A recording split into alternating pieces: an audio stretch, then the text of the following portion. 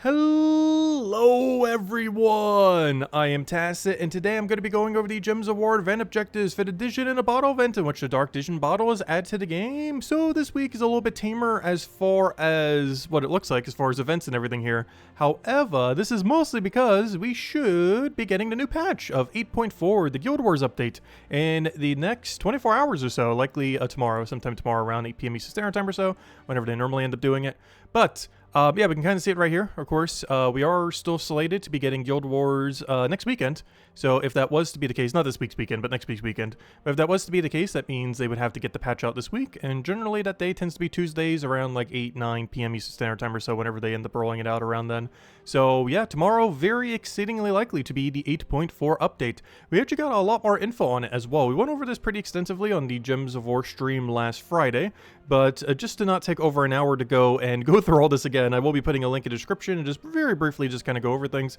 So of course, Guild War system is going to be reintroduced. It's kind of similar to before, where you still get 5 battles per day. You still have to go and keep going deeper and deeper in order to go get your reward, though you do have the option of staying back, but it's still way more value if you keep going forward and try to get to your final battle, where you basically get 5 battles and you have to score as best as possible throughout those final battles. Loot losses are punished a lot more compared to before, but you don't have to do a lot of weird gimmicks to be able to get max score, as you are able to get most of it just from winning now. Guild Wars will also be running every single arena event currently. They're basically replacing our arena events. They're going to be a lot flexible in the future, where they can run it anywhere from about 2 to 10 days. The first ones, I believe, are running for 4-ish days, and will be taking place basically where arena events were previously, and basically we just don't have arena events until they get reworked. Anything unique about Guild War events? Pretty much the same as before, honestly, other than the reward system. Scoring's a little bit different, a few other things like that, but honestly very similar to previous Guild War, just with a lot of quality of life compared to before. Opting in, all that. Okay, another new thing is these guardian things. So basically your guild gets to choose which guardian will be defending, and this decides all of your composition of what you'll be able to set. Basically you want to pick whatever set will be best against the current restriction. I believe the first restriction for Guild Wars, when we have it 2 weekends from now, is a broken spire restriction. So overall, I feel like, as far as regardless of restriction, I feel like green has one of the strongest setups. Basically, the way they have to go through is defend evenly with everyone in your guild, but also offensively fight evenly. So you're going to have to always fight every single thing. And out of any of the compositions, out of any of these, I do feel like green is the strongest. Not only does green, of course, all the way at the end have things like Leprechaun and the Beatrix and stuff like that, we also have a few pretty strong War Gears that can cover any color as a 2x damage. Elemental pretty strong with Mythics. Divine's pretty strong with Mythics. You have Goblins for infinite loop. You have things like Arachnian Weaver teams. You have things like Stellaryx teams, so on and so forth. Wild Folk pretty good for skulls. So I feel like, just generally speaking, green is the best overall keep to be picking of these 6, as is the same defense every single time when you end up doing this. It's just the offense that is different every single week. However, you might want to switch it up depending on what the week is. For example, let's say it was a Zacian restriction and not a Broken Spire restriction. Well, you might want to go blue because they added a new effect. Basically, after 15 turns, every single one of these has a special effect that they'll end up doing. And out of all of these, blue is definitely the strongest one, with a 3 freeze while creating 3 freeze gems. Very, very, very strong. The only problem with this is its composition isn't as good as some of the other ones. There's definitely a few good ones, but you have to keep in mind, we cannot use Stellaryx or Wand of Stars. You cannot just go Stellaryx, Wand of Stars, Stellaryx, Wand of Stars at every single one of the end pieces, as it seems like both Stellaryx and Wand of Stars still get replaced like they do in normal PvP, where Wand of Stars gets replaced with Prismatic Orb and Stellaryx gets replaced with Diamantina. So you won't be able to do that for this or any of the final palaces, so do keep that in mind. You're going to have to actually build teams that do end up incorporating them. I think you still are allowed to use them offensively, like how normal PvP works. You could use them offensively but not defensively, so do be mindful of that. Though of course with a lot of the restrictions, like for example Broken Spire, you won't be able to do that because Wand of Stars nor Stellaryx reside in Broken Spire. So yeah, most of the time you won't be able to do it defensively or offensively, so do keep that in mind, as you will not be able to use them like you can for normal PvP. Beyond that, there is a daily reward every single time your guild ends up winning. This is actually really good. There's a whole system as far as how it ends up getting boosted based on like where your guild is and everything. But the main thing to note is every single time you win, you actually get a pretty decent amount of gold marks. This is boosted by a few other factors, and when it is, basically if you win every single time during a guild war, you're going to be pretty much getting a free deed book in gold marks worth. A few other knick-knack loot, but they're not really as relevant. But you're pretty much getting a full deed book and free loot every single time. That is not bad at all. Obviously, this is only 10, but it is boosted by several other factors that, depending on where your guild is ranked and everything else, you will be able to go get quite a bit better than that. Closer to almost 100, depending on where your guild is. Though, of course, could vary depending on how high rank your guild is. The system works a lot better now as far as where it ends up placing you. Initially, it's going to be placed based on trophies, but it should work a lot better for going up and down, as it's using more of an elo system compared to the bracket system that it was originally using. As far as defending, the deeper you go as before, the more stats you'll have. So generally speaking, while not required, the people who are really good in your guild, who have basically everything unlocked, every kingdom unlocked, everything maxed, they generally want to be going and defending near the back. And then if you're someone who is not as, don't have as much stats, don't have as much troops, you probably want to be defending closer to the front. This is mostly to make sure that anyone who are fighting you don't end up winning at the later fights. So basically, if you're someone who's pretty much max, try initially taking the defend battles that are in the back. And if you're someone who's a little bit lower in stats compared to the average of your guild, try picking the ones that are closer to the front, as you want your better players to be all the way in the back ideally. But to keep in mind, you do have to evenly distribute everyone. So if you are taking your defend location a little bit later in your queue, like if you do it like a day later and almost the spots are taken, but you still have good stuff, you probably still want to go take the holes that are up front, just because you do want to evenly distribute to maximize your points, as you do need to both evenly distribute your battles as well as evenly distribute your defense. Also, one really nice thing is they are keeping the 27 out of 30 member thing, so you do not need a full guild similar to before to be able to partake in Guild War. It does have a 3-way leeway. It is still better to have a 30 out of 30, as I believe it still just takes the 27 high scores as before. However, it is not required, similar to how they changed it. This was one of the bigger quality of life that Guild Wars got near the end of its cycle, and is coming back for the new Guild War system. Beyond that, every 15 turns, the Guild Guardian will do its effect. The freeze one in blue being probably the most effective one, though the defend in blue not necessarily being the best, so it's situational when you would or would not use it. Beyond that, scoring system, basically don't lose. You're punished even harder for losing. You will keep getting more and more points similar to before for every single win you do. However, the final battle is worth substantially more ratio-wise compared to the ratio that was previously available. So very, very important, more so than ever, to not lose at Guild War. You do get a few extra points from doing about a lot of other parameters. You don't have to worry about a billion other things. You just simply have to worry about these now. However, these particular things are a pretty small amount of points and only really min-max if you're like the top of top guilds. For the most part, I wouldn't really worry about these. The main thing you need to worry about is just don't lose your 5 fights. Keep in mind, if you are earlier in the game and you find it difficult to be able to go much deeper, you can keep spamming battles. Like, let's say, for example, I don't know, you do like these first 3 battles, and then you know the palace fight that you're up against. There's no way you're going to win against that. Like, if you go into the battle, you know for sure you're pretty much just going to lose. You can repeat the previous fights now, compared to before. Before, whenever you won a fight, you had to move forward to the next one. Like, you would do your first fight, and then you have to move to your second, and you have to move to your third, and you have to move to your fourth. That's not how it works anymore. You should be always moving forward.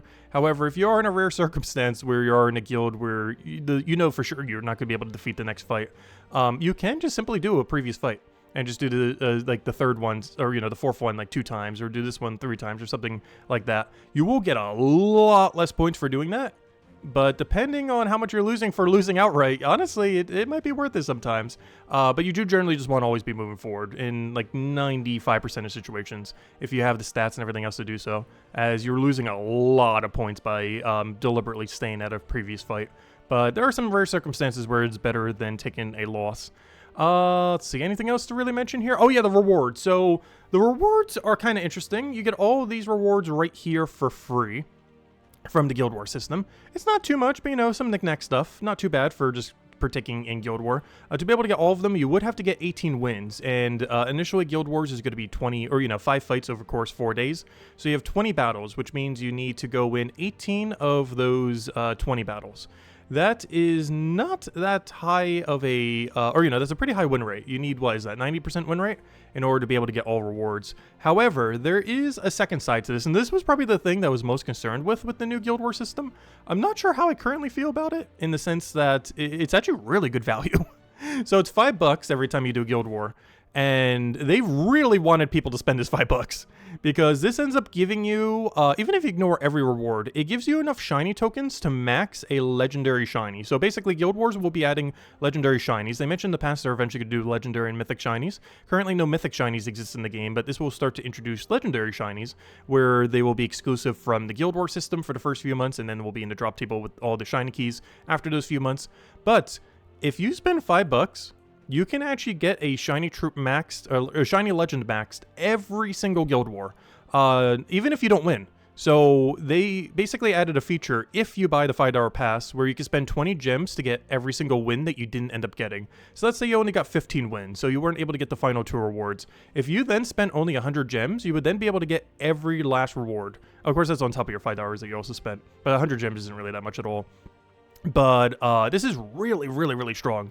So if you spend that $5, you're basically guaranteed, as long as you don't mind spending a little bit extra gems to offset whatever you didn't win if you didn't end up winning 18 times, you'll be able to go get a max shiny. This is insane value compared to every other offer that they've pretty much done in the past. Imagine, for example, if they did this for like a mythic or a legend, where if you got if you spent like $5, you immediately got it fully medaled, like, you know, the bronze medal, the silver medal, the gold medal, boom, it's just fully maxed out with all those extra stats. That is basically what the equivalence of this is. It'll make the troop 2 lower mana costs, so it doesn't give any stats directly, but it ends up giving them 2 lower mana costs. So if they were 16, it's now 14 mana costs, while also giving them what was it? The buff to their ability. The buff is normally a small one, but some of them do gain a pretty big benefit. Like if they did 3 of something, now they'll do 4 of something, stuff like that. So some of them do quite a bit of a benefit compared to if it did like 2 of something, then doing 3 of something is pretty strong. But the benefit from that is kind of varied, but the benefit of having 2 lower mana costs in a legend can easily be the difference of making a legend be very average to actually being like within the meta. So it'll be interesting to see exactly what legends they end up putting this in the future, but this is basically just direct pay to win.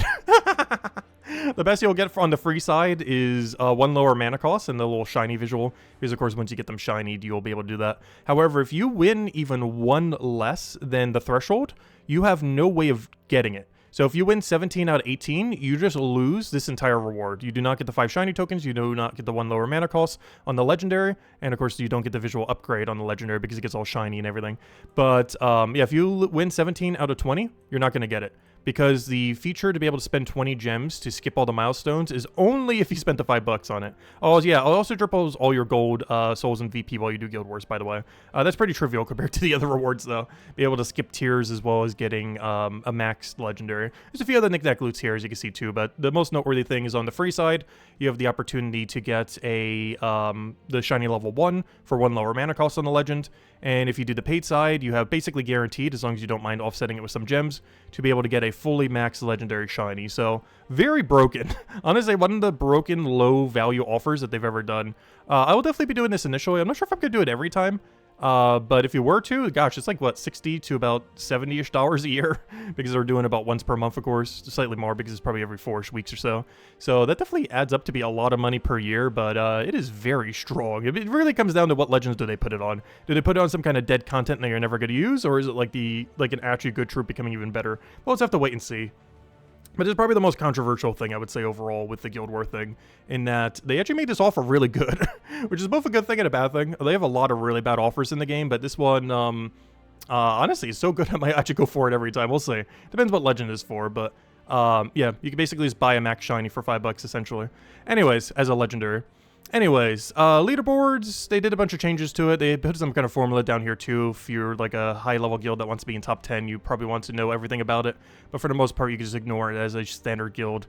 And they also have the trophy conversions, which most guilds probably in this category, at least most like the super endgame guilds, probably over 5 million trophies if you've been around since, you know, the first few years or so. But yeah, this is the trophy conversions for how it'll end up working as far as your ratings. So basically your placement will be based entirely on trophies. So whatever it is basically going to be your initial rank, and that will help you get a little bit more points. The main thing that this is noteworthy for is, I believe, the gold marks they end up getting per day. There's a few other things that applies to too, but it's mostly for the amount of gold marks you get here.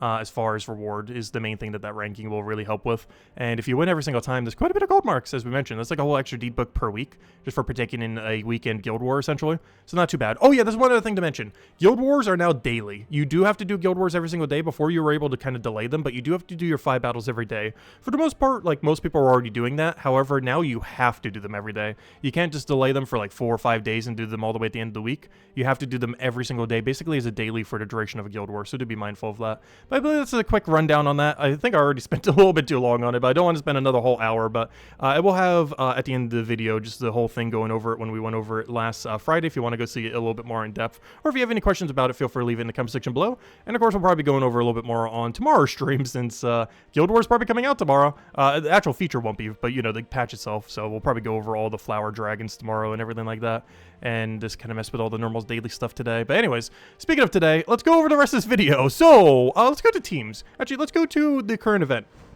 So the current event, Key to the Crown. So, as far as this event, you get extra spell damage. You're restricted to Leonis Empire, which means your team for this is basically the exact same you'd be using for Underspire. The only thing you have to know about the battles you do is just don't do Servant of Deo. As far as the full breakdown on the score, it is listed right here.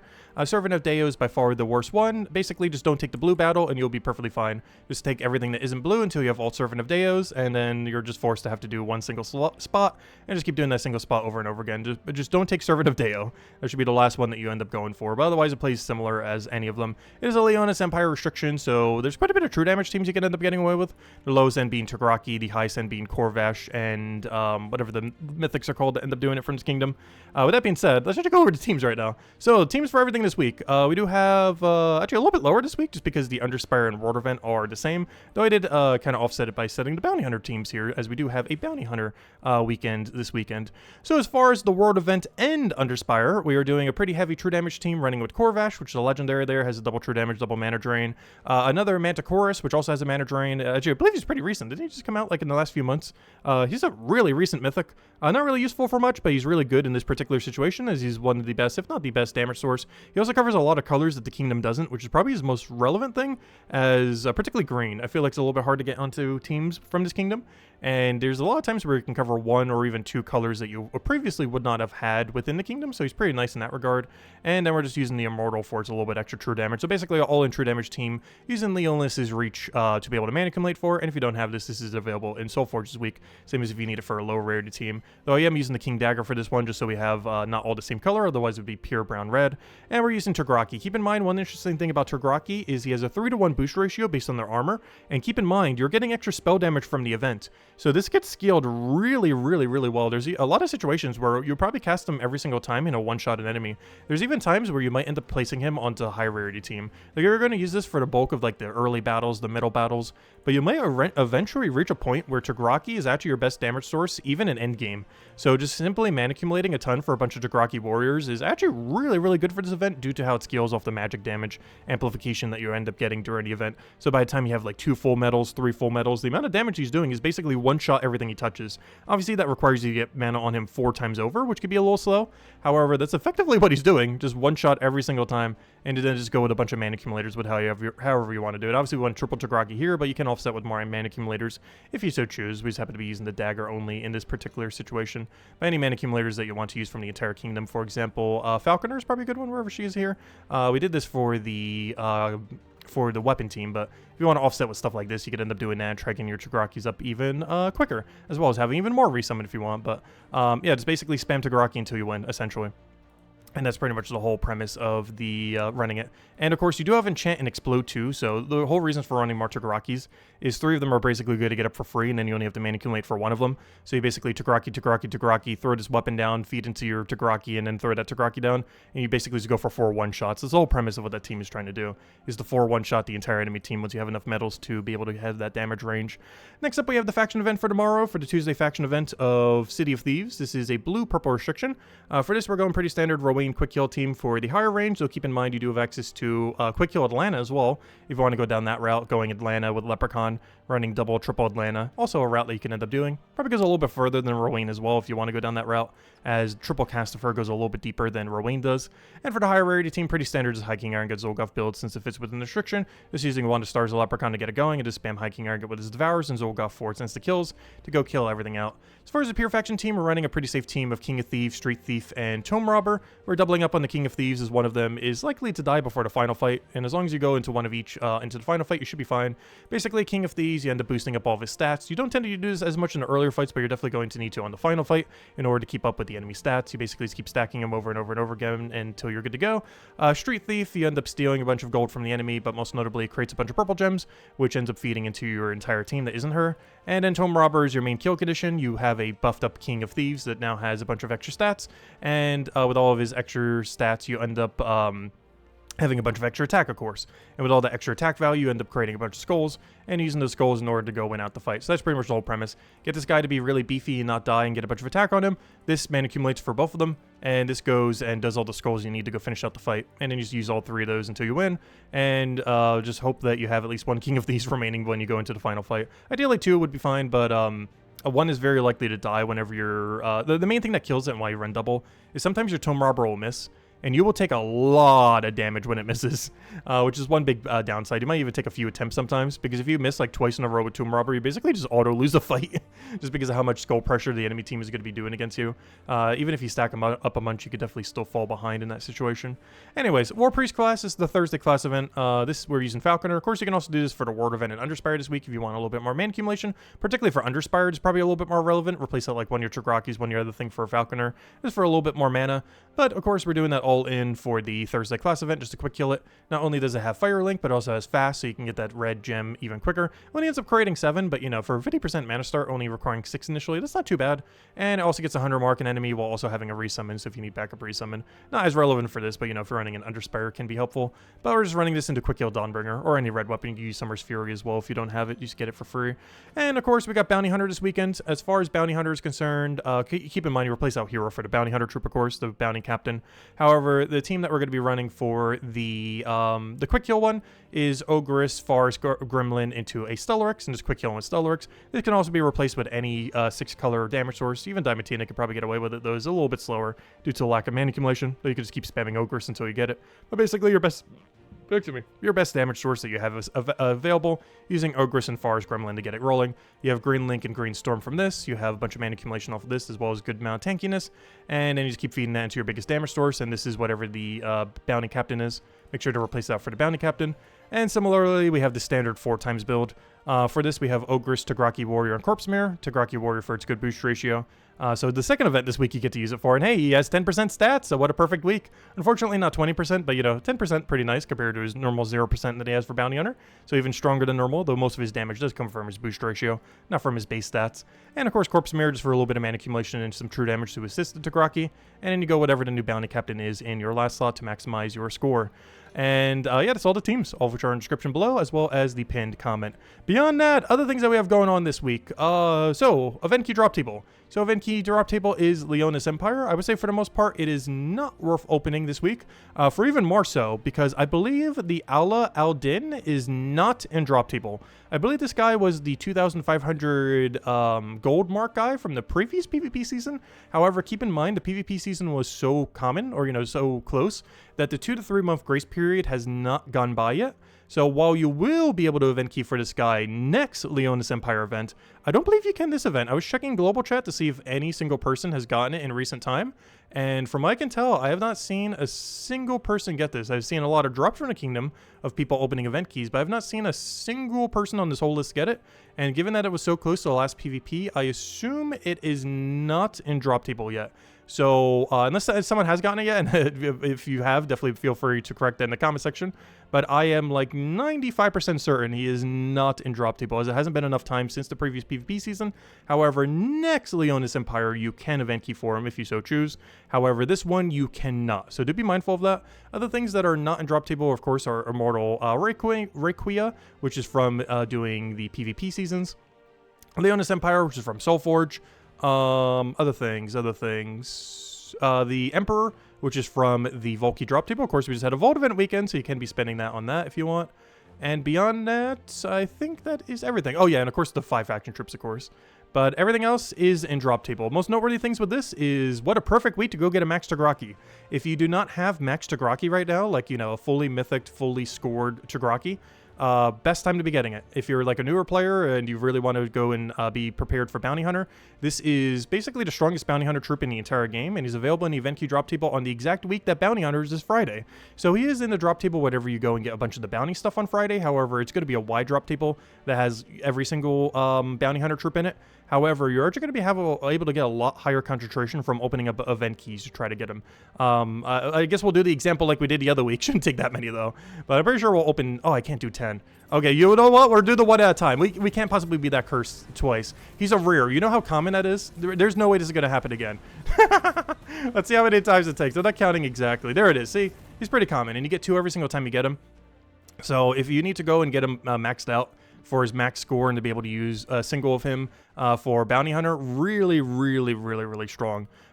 He has a boost ratio based on all of their armor. He has a bunch of true damage, can normally like 2-3 shot stuff, depending on your stats and everything. Really overall great option for Bounty Hunter, and generally your best damage source if you're not running a 3-team.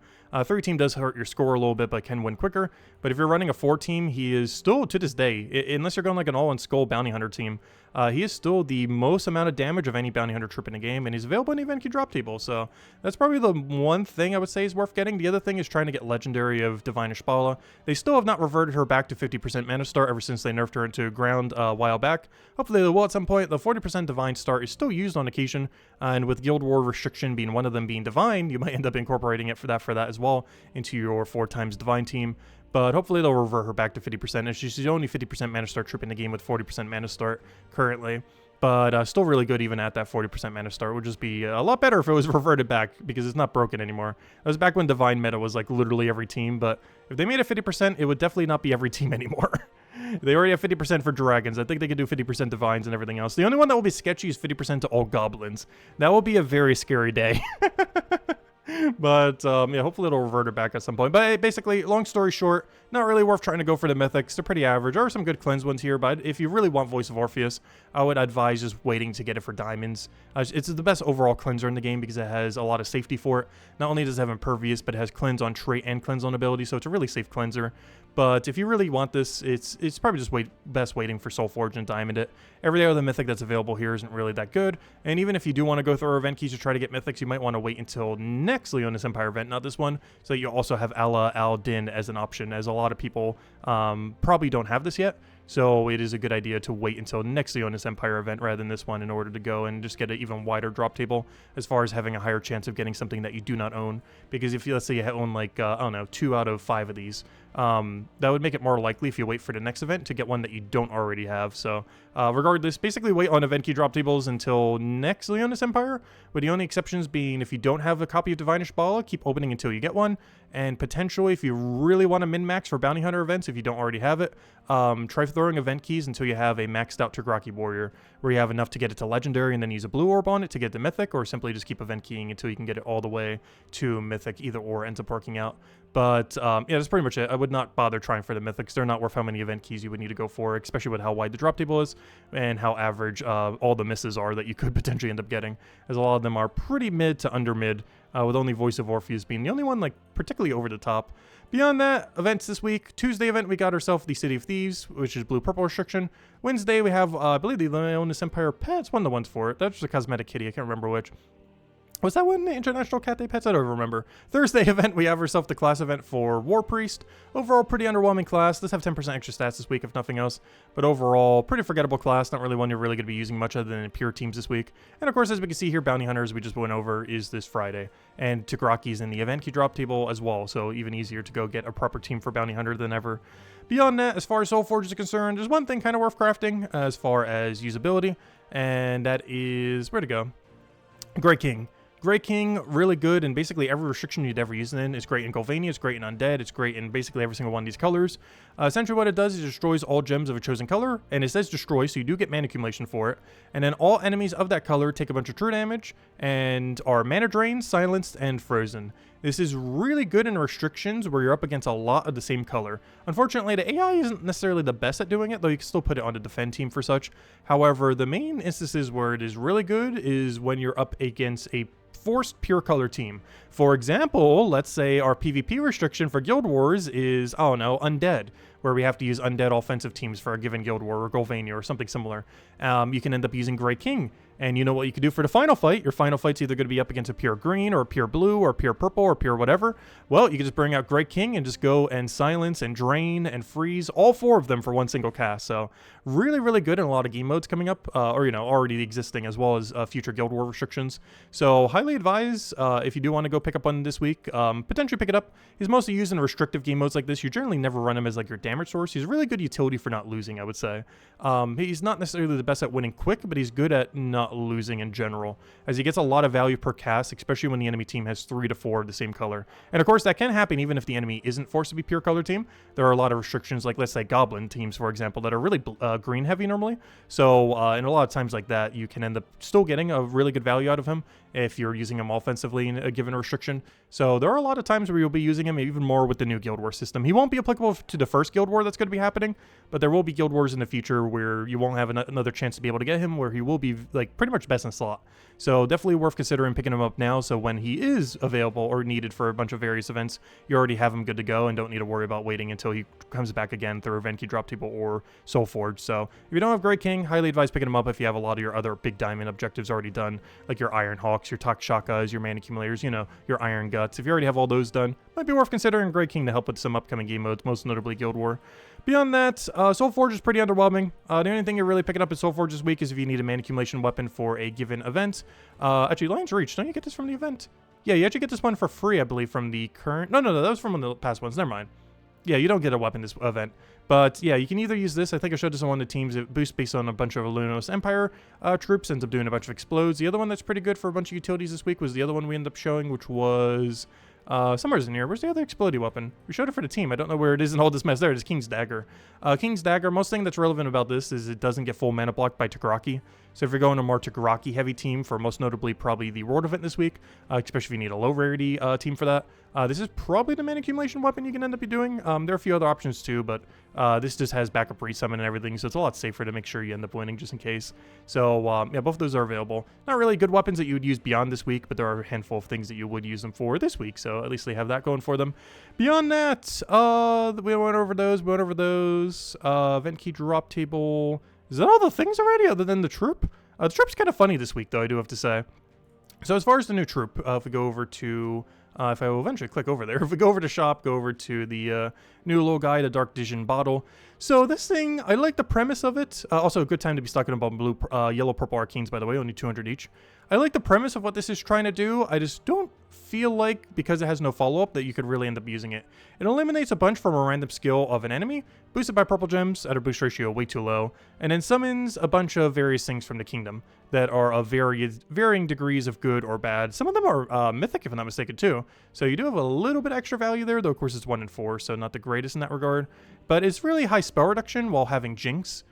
This is actually really good if you can get like double Jinx onto a team. This used to be a lot more relevant in the past, but still helps make sure that they don't get as many mana surges. One single Jinx doesn't do that much, but it does double stack, so it basically makes it so they almost never get extra turns from 3 matches.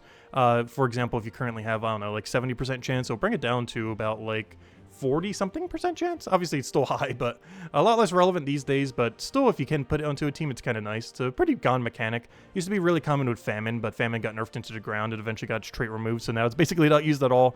But I like the premise of like what it's trying to do, like a utility summoner into really high spell reduction. But biggest issue, as with a lot of these, it has no follow-up. If you could just create some purple gems, like, I don't know, 7, 8 of them, something. Why isn't that your ability? Like, you know how usable this would be if it said everything it said here and everything it said here, but on top of that, it created like 8 purple gems? That's it. Just create 8 purple gems and just do exactly what it already does right now. You know how useful this thing would be as like a backup resummoner for a lot of restrictions? But because it doesn't have that gem spawn, it just kind of sits there and wastes its turn. There are some situations, especially in an early game, where this might be your best summoner, but of course, you can just get the summon weapons from Soulforge. We just went over them. Those 2 explodey weapons we just showed, that's going to be better than this thing in every single situation for summoning. Because you're getting mana accumulation with it. You're getting a bunch of status effects with it. This is just doing, like, nothing. It has no follow-up. Like, just give it 8 purple gem. Give it something. But I hate when they do this. Like, it's like one step away from being a usable troop that would actually have a kind of cool premise going on for it. but they were just one step away from making it completely dead content to actually usable. But because they didn't do that final step, it is just pretty much completely dead content, unfortunately, and it will pretty much never be used under almost any circumstance. So kind of unfortunate. Almost. They almost got it. But I can't really complain too much. We have gotten a few already good glory troops this year, but that one is definitely a miss. But anyways, guys, I believe that is everything for now. If you have any other questions, feel free to leave in the comment section below. The link to the thing that we went over before will also be in the description. Also, pop-up will probably be right at the end of this video going over the stream as well. If you want to go see like our hour-long going over the... Oh, sorry, that's the wrong page. The hour-long of us going over this entire page and reading every last word and going over everything. So if you want to see that, yeah, we have that as well. And we'll probably mess around with it a little bit, mention some stuff on the next 2 streams, of course, as we will be streaming today and tomorrow at 8 p.m. Eastern Standard Time. Today, just going over the normal weekly stuff. And of course, tomorrow, hopefully, patch day should be tomorrow. Of course, Guild War is not tomorrow. However, one thing that the tomorrow patch should do is I believe we're getting a 3rd set of dragons finally. Yeah, last year was the first year since we had dragonite dragons that we didn't get one. They were in the files, but they never put it out to a patch. And I believe this is the next patch that we're finally getting them. I believe they're priced similar to gem dragons. So we're going to have gem dragons, we're going to have cosmic dragons, and soon we're going to have the flower dragon. So we'll go and open up all the eggs for that. We have 28 attempts, so hopefully we can get them all by then. I think the first time around it took me about 25 dragon eggs to be able to get it. Then cosmic dragons were a perfect sweep where we got it within 6, which of course is the exact RNG of being able to do it perfectly. So hopefully we get somewhere in between where it takes like 12 to 15 this time, where we don't get absurdly bad luck or absurdly good luck. Hopefully it'll be somewhere in between. Though I wouldn't mind exact 6 sweep again. That would be nice. But anyways, yeah, we should have those to go over as well, which will probably be the only thing we can immediately do, as most of the next patch obviously is related to Guild War, and the next Guild War is not until 2 weekends from now. Not this weekend because it's Bounty Hunter, but the following weekend should, hopefully, fingers crossed, be the Guild War event for the first time. So the patch should be out by then. We'll have the Guild War event, and yeah, we'll go from there and be able to go. And we will be streaming every single day, by the way. We are bringing back the daily streams for Brighter Shores for Guild Wars again. At least, if nothing else. The only big issue with that is, I believe the restriction for the first one is going to be Broken Spire. One thing that's a little clunky about new Guild Wars is, even though what you have to fight will be different every single day, the team that you're going to be using offensively is actually going to be the same. It's going to be Broken Spire day 1, then Broken Spire day 2, then Broken Spire day 3, then Broken Spire day 4. So it's kind of reverse of the previous system, where the defend teams that you had to fight were very similar every single day, but your offensive team was different every single day. Now it's going to be almost the opposite, where your offensive team is basically going to be exactly the same every single day, maybe making a few adjustments depending on what you're up against. But your defend teams that you're going to be fighting are going to be drastically different. So you're fighting different stuff, but using mostly the same. So almost the exact inverse of before, which I find kind of funny compared to the previous system. So be interesting to see how overall that ends up panning out with the new Guild War system. And hopefully it'll be a bunch of fun. I'm actually looking forward to seeing how the new Guild War ends up coming back, as it's been over a year since we last had it. So be interesting to see how it goes down and go from there. Anyways, guys, hope you all have a wonderful week. Best of luck with everything, and I will catch you guys later. The winner won, and thanks for watching.